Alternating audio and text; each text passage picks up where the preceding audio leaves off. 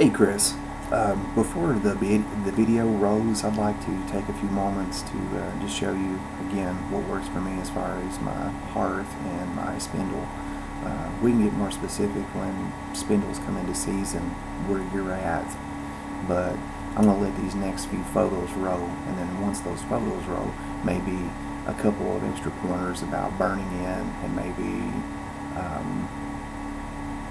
how my notch looks once I cut it. But the end part of this video is going to be pretty long. That's going to focus primarily on body mechanics, using your body weight to your advantage, and I'll do a few demos, but I'm only going to be doing traditional passes. I'm probably not going to be doing floating hands at all in this video, because I know that you preferred traditional passes, which, if you ask me, are better than floating hands. But with that said, I'm going to let this portion of the video roll.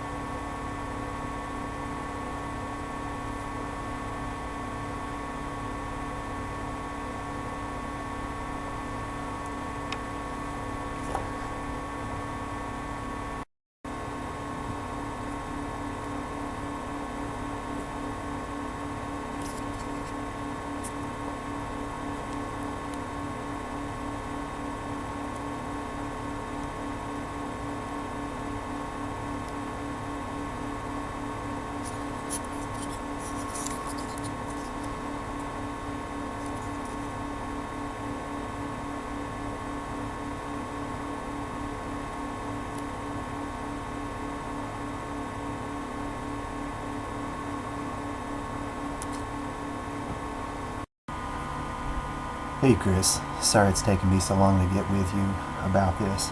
I included that opening part just to show you kind of how I do it. You don't have to do it that way. I'm just showing you what works for me, you know. The way which I do my notch and my burn ends and everything like that, that's exactly the way I do it. What I'd like to focus primarily on in this video is some different body positions. You know, one thing that I notice that a lot of people do, especially when they're new, they want to sit on the ground. It's not necessary to sit on the ground. I don't sit on the ground all the time when I'm doing a hand drill. I don't, you know. And, as far as floating hands, which you already, you know, said that you probably are going to stick to traditional passes or to the traditional passes. That's actually a good thing, because traditional passes, they have a lot of advantages over floating hands. You know, given time, if you practice floating hands enough, you could develop, you know, enough ability to somewhat rival traditional passes, but it's not going to be all the way the same as traditional passes. You know, I can do some things with floating, but even with some harder sets sometimes, or maybe humidity being in the air, there being different, you know, factors that would require me at times to use, you know, just passes themselves. But you know, you're making a good choice there. But I've rambled on enough like that. There's a couple things before we get to how, you know, I think you might be a little bit more successful. I wanted to talk to you about your hands. You know, are they conditioned? You know, if they are conditioned, that's good. But if your hands are sore here recently from doing it, I suggest taking a few days off to let your hands heal up. And in particular, my hands right now are dirty from doing a lot of work outside, and they're very gritty, and I want that. When I'm getting ready to practice hand drill, I will actually take ash from like a fireplace, and rub my hands until they get real gritty, very dirty, where you can tell they're just going to grab. They're not going to slide. And I'll rub my hands on my spindle like that as well. And this is the spindle that I'm going to use. That right there alone will definitely increase your chances of getting an ember, because if your hands are not gripping to it and you're having to actually apply more pressure to grip the spindle, you need to kind of stop and get to where you can grip it. I've seen guys spit on their hands, rub them together, rub them down the stalk. Do what it is that you're most comfortable with to get grip. You know, I don't really ever spit on them. I might spit on my hands sometimes to get that grit working up, but they're pretty much dry, but they grab. I don't know if you can see how dirty and grippy my palms are, but this is a very, very important thing. I don't think people truly appreciate that. Another thing, when you're sitting on the ground, oftentimes, especially when you've got a longer spindle, I see people doing this. They're going to take their hands and they're going to come up like this. And look how my elbows are flared out like that. And they're trying to push down. It's because several things. You know, they think they need to do all that. When you don't. Oftentimes, even when you see me like with, I'm going to use this shorter spindle for a demonstration, you'll see me doing floating hands or anything. I'm kind of close to it. I'm not trying to reach out and push now. I'm trying to get myself close to it, and I'm trying to do my thing from there. Notice that my shoulders are almost over the spindle, and my spindle is not really straight up and down. It's more at an angle when I'm doing that, and I'm kind of, if you'll notice, if you ever see me doing it from a profile shot, it's kind of, I'm bearing and drilling down into it, and I'm trying to get my shoulders done, and I'm not really using a lot of effort. I'm allowing my body weight rather, to do the work, or a lot of the work for me. Because if I'm relying on muscular power, probably going to wear out before I get there. And breathing is very important too, because if you're not breathing, the tissues themselves, they're not getting oxygen. So I believe right now you have the ability to knock out embers. I just think that maybe it's probably that set that we were using. You know, I mean, I don't have it in front of me. I couldn't tell you 100%. It may not even work for me, friend. But a good set goes a long way too. But, you know, I think the way in which I saw you doing it, you probably fare better with getting in a different position at the moment. And, you know, you may want to tinker with a different hearth board than you had. You may want to try that. Right now, I'm going to just get up on a brick that I got here. And I kind of want you to watch what I'm doing. I'm going to actually do traditional passives down. And actually, you know what? I may skip sitting on the brick. I may actually get up on my knees where my shoulders are up above it. And I'm going to talk while I'm doing it. I'm going to tell you how I feel you should try to do this. Okay. Let me angle the camera down here. Let me get my notch here. Where's my notch? Right there. Here's my notch, if you recall. I don't know if you can see me there. Hopefully you can. I don't really have anything to hold this still. I shouldn't be doing this. Actually, let's just use this brick. Hold that still while I'm sitting here. This block. Okay. When I'm doing this, I'm kind of comfortable. My arms aren't flared out. My arms are actually, if you were looking above me, kind of think of an isosceles triangle. An isosceles triangle where two of the sides are about the same length, but one side is shorter. So it's kind of the same thing. You keep your elbows kind of close to your body. Now this is just what works for me. You can do it different ways. And you kind of lean over it. And you may want to set you up something like this where you actually have your hearth pinched for you so it won't move. But when you're doing these, you know, you're going to start slow and work your way down the spindle. And listen to the set. You don't want to put a whole lot of pressure on it in the beginning. If you'll notice, my upper body is starting to fall. as I go down the spindle. If you see that, my body is supplying most of the work. I'm actually going to let it go over my right shoulder here. Notice that I'm not really doing anything except just putting light pressure on it in the beginning until I get it warm.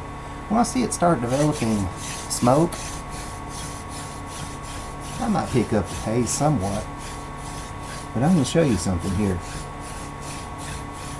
I'm not going to go real fast. I'm just going to keep going with pressure. And I want you to watch this smoke starting to develop just from me going slow. I'm going to put a lot more pressure on this one. And watch this. And also, I'm taking my time and getting the most out of my passes. I'm not just trying to go down it. I'm actually trying to resist going down it somewhat. But can you see that smoke shooting out of there? I'm not going fast. I'm not getting in a rush. I'm just pushing down kind of with my body weight. And notice how I'm making the most of this pass. Yet I'm really not going fast. I'm getting the most as I can out of each pass. Speed is something that you should never be concerned with at all. Well, I've already got an ember here, but that wasn't the plan. The plan is to get in a favorable position. You want to get you want to get into a favorable position where you can let your body weight do the work for you. That's what you want to do. You know, it's not about brute force, although it's good to have conditioning, you know, for being able to do long periods of work. I don't know, run marathons, you know, maybe work all day at a factory, do whatever it is that you do. Go out in the woods and cut wood. I mean, you look like a lumberjack or something to me, bro. So I know you're tough enough to be doing this. But it's more about getting your body weight behind you. This isn't about brute force, really. And if you've got good grip, good spindle, good set, you can see that you don't have to really go fast. Now, I'll do another one here in a second. Right now, I'm going to pause so I can get rid of this ember, okay? Okay, Chris, I'm back. But once again, I'll demonstrate again. Hopefully, you can see me and you can see what I'm doing. It's very important. I want you to get used to the idea of using your body weight to your advantage. Later on, when you get really good at doing this, you may be able to sit on the ground and do it if you want to. But I'll be honest with you, setting up above it, letting your body weight do the work for you, that's kind of the way to go, friend. I'll be honest with you right now. I mean, if you ever really had to get to the point where you were actually relying on these things because, you know, I don't know, the grid went down and everybody reverted back to using friction fire, you'd want to make it easy as possible, have your dry sets put away and all that stuff. And I'm sure Primitive Man did that. I mean, I can't speak for him. For all I know, they didn't sit on the ground doing this either. They probably did what I did. Just over time, they learned how to do it more efficiently, you know? But it's not the end-all be-alls. But you can do this. Once you get the feel for it and you got good sets, you'll be like, oh, ain't nothing to this. And you're right, there really isn't. As long as the conditions are proper. It's not really that difficult at all. But I will demonstrate once more, and sorry that this video is going to be kind of long, but I think that you really should focus on what I'm talking about right here, though. Hard about letting your body weight do the work for you and following it down. You're not straining. You're not. You know, if you've got a lot of grip in your hands, it's going to go a long way. You'll see it. You'll be like, he's just kind of grinding them out, you know, without actually going real fast. But anyway, just remember that, though. We put him back over here. I'll pan the camera back up somewhat. Here's my hands. A little grit going on there. They're good and grippy. I'm just gonna follow them down. Notice I'm not starting out fast. I'm not doing anything. Just kind of taking my time till I get to the bottom. I'm getting the most out of each pass too. That's another important thing. I'm getting the most out of each pass. Not just flying down it.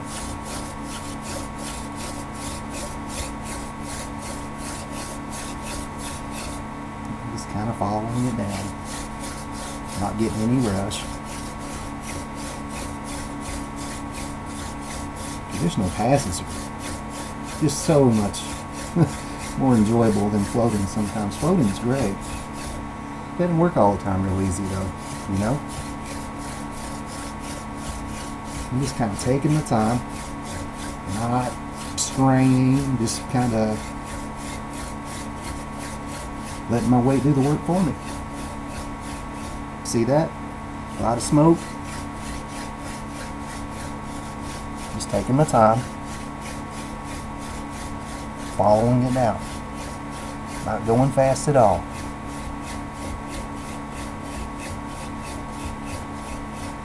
That's what I want you to focus on. And I'm sure I've already got an ember, but the point of this video was just to show you it's not necessary, you know, to get in a rush and to use body mechanics to your advantage.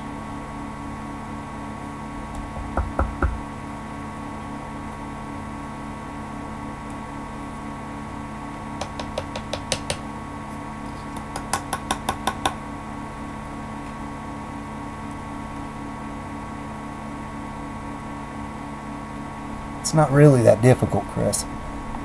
It really isn't. You'll get this. Just keep at it and keep practicing. You're close. You're real close. I think if you had a good set, you'd already probably done one. You know, you don't need to grind like that though. Don't wear your muscles out. Use proper body mechanics. Let your body weight do the work for you, and breathe. Don't worry about it. You'll do it, man. You'll knock it out. I hope this has helped. Get back with me and let me know what you think. Have a good night, buddy.